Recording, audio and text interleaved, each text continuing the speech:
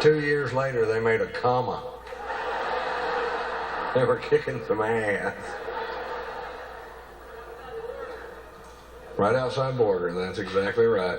Now, I moved from there fairly young, and my cousins and relatives all stayed there, and I ended up growing up being quite a bit different than them. And my cousin Ray, who I've told stories about, the hunting story, but it's kind of weird because this is how different we are. He's a homophobe. I can't believe I'm not gay. That's how far apart we are on the food chain. Now, I'm not gay, but look at these shoes. Now, the reason I say that is who knows how things are going to turn out in life. And the reason I say that is from the time I was 9 till I was 13, I was raised by my grandmother, right? In a ho-dunk little town, and there's nothing to do, right? Well, the year I lived with her that I turned 13, I figured out something really fun to do. And my grandma caught me in the bathroom just a doing it.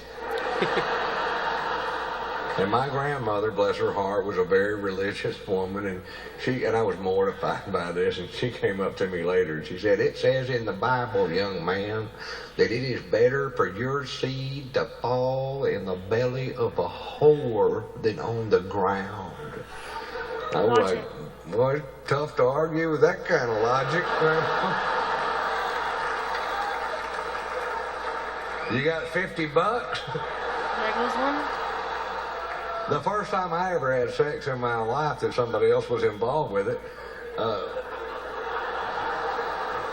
my grandmother caught me in her garage having sex with this girl, and my grandmother said, "One of these days you're going to be standing side by side with the Lord, watching your life pass before your eyes, answering for each and every one of your sins.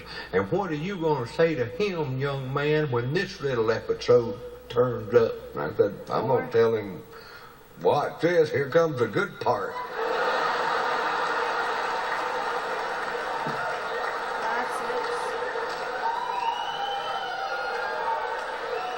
I was throwing some in this one, wasn't I?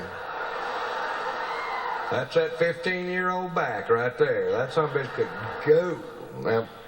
Now, to fully understand this, you have to understand who my grandmother was. My grandmother and her family moved to the panhandle of northwest Texas at the turn of the last century in a covered wagon. Very poor, very rural people.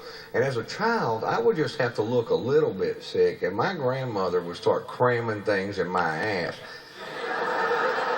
She had an anal thermometer from the 1800s that was that long and that big around, and the only way she had to take my temperature was to shove this huge antique glass rod in my ass. And suppositories, gigantic ass pills. I don't know where she got them. They were that big. She would take these gigantic pills and shove them in my butt. And enemas, she would stick a hose in my ass and pump hot water into my bowels, and I hated it at first.